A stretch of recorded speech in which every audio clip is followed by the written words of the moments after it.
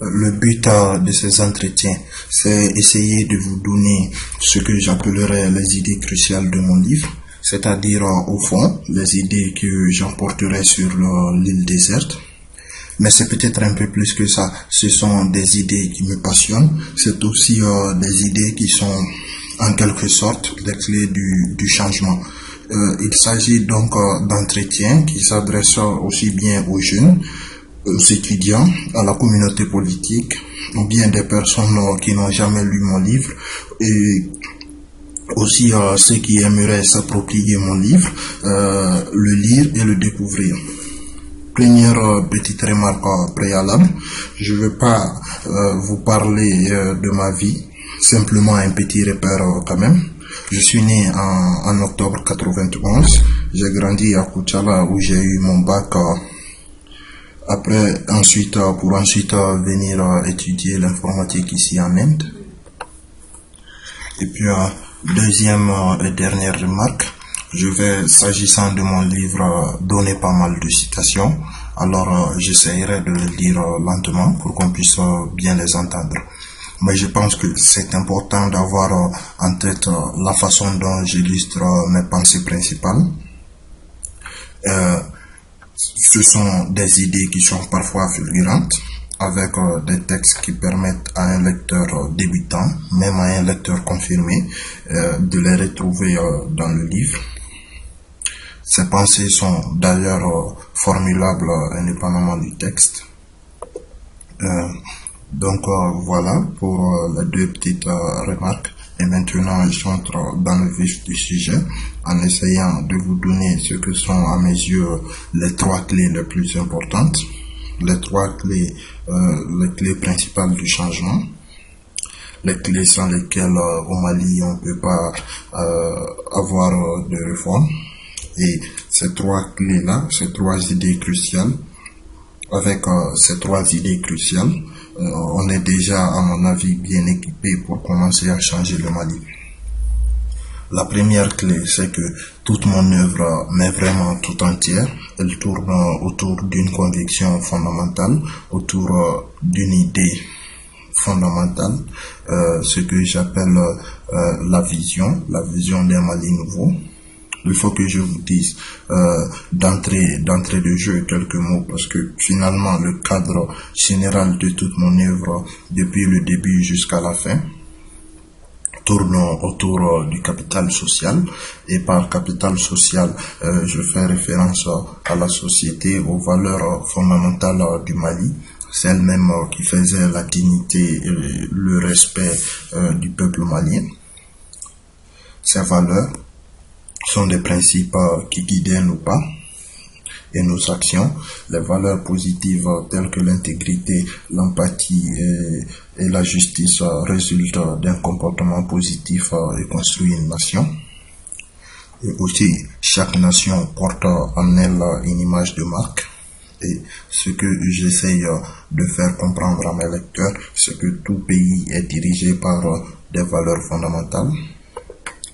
Et en effet, le progrès dans un pays ne se mesure ni par l'industrie, ni par les infrastructures ou la richesse que possèdent ses citoyens, mais par la qualité de vie qu'ils mènent.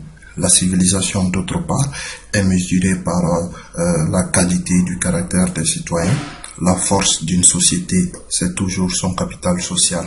Donc, dans le livre, en fait, j'essaye de définir les normes de la société en faisant la réflexion suivante. La politique a pour but la création et la répartition du pouvoir.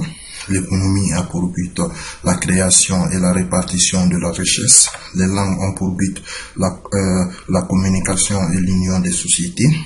Les bonnes mœurs ont pour but de définir des repères pour vivre. Les familles ont pour but de découvrir les liens d'amour et de confiance. Et les écoles et les communautés sont des lieux d'apprentissage de l'interdépendance. Donc, en résumé, les communautés et les écoles produisent et distribuent des valeurs sociales qui sont collectivement des capitaux sociaux. Donc, Nous devons savoir que les règles ne sont pas faites pour rendre une société ennuyeuse. En réalité, les règles rendent le vivre ensemble possible. Vivre dans une société exige donc de suivre des règles qui doivent être comprises, intériorisées et appliquées. Rejeter le fait de vivre avec des règles revient à vivre comme au Moyen-Âge. Et le Mali aujourd'hui est comparable au Moyen-Âge car nous avons perdu notre culture, nous avons perdu notre route et nous avons perdu notre dignité en tant que peuple et en tant que Malien. Et tout ceci sont des normes. Et toutes ces normes font de la société une institution sociale. C'est quelque chose qui est transmise de génération en génération par l'exemple et l'enseignement. Les bonnes sociétés ne se produisent pas elles-mêmes. Elles sont toujours le résultat de décisions consciemment formulées et ont de très grandes réalisations morales. En fait, la réflexion que j'essaye de véhiculer dans mon livre, c'est que il n'y aura pas de changement au Mali tant que nous ne retournons pas à ces valeurs d'intégrité, d'honnêteté et ces valeurs de patriotisme, etc. Aujourd'hui, le Mali va mal dans presque tous les domaines, que ce soit la jeunesse, l'éducation, l'armée, les institutions. En fait, au Mali, rien ne va. Donc, j'essaye en fait de décortiquer, de définir quel est le capital social du Mali en se basant sur des constats récents. Et commençons d'abord par la jeunesse. Au Mali, aujourd'hui, l'alcoolisme est devenu un mode de vie. Le problème d'alcoolisme actuellement est diagnostiqué à un stade très précoce. Et nous devons savoir que nos jeunes ont besoin d'éducation, nos jeunes ont besoin de valeurs. C'est là d'ailleurs ce que je formule dans mon livre, que nos jeunes ont besoin de racines pour se développer et des ailes pour voler. Les racines, ce sont des valeurs, ce sont nos valeurs, les valeurs fondamentales qui font même la dignité d'un peuple. Et les ailes, ce sont les succès qui emporteraient en fait le Mali vers des sommets. Et tout ceci doit être une priorité, doit être une nécessité. Et parlons de la religion au Mali. Aujourd'hui au Mali, les luttes de pouvoir politisent même la religion. La religion est censée élever la conscience humaine. La religion est associée à la recherche de la vérité et une telle vérité doit faire d'une personne une personne humble. Aujourd'hui, nos prêcheurs ont déformé la vérité en apportant des interprétations qui correspondent à leurs propres objectifs. Aujourd'hui, au Mali, nous nous prenons pour des gens tolérants et pourtant nous voyons l'injustice qui se passe autour de nous et nous tournons nos visages. L'humiliation, paraît-il, ne nous dérange pas. Nous acceptons les violations flagrantes des droits de l'homme, la mauvaise gouvernance, la corruption, l'injustice et la tyrannie sans protestation. Il y a des limites au-delà desquelles, bien sûr, la tolérance et l'abstention cessent d'être des vertus. Et une dernière petite remarque, puis on s'arrêtera là pour cette première série de réflexions sur le capital social du Mali. Parlons de la sécurité au Mali. Les vols de motos, les braquages et les tueries deviennent des phénomènes fréquents actuellement au Mali.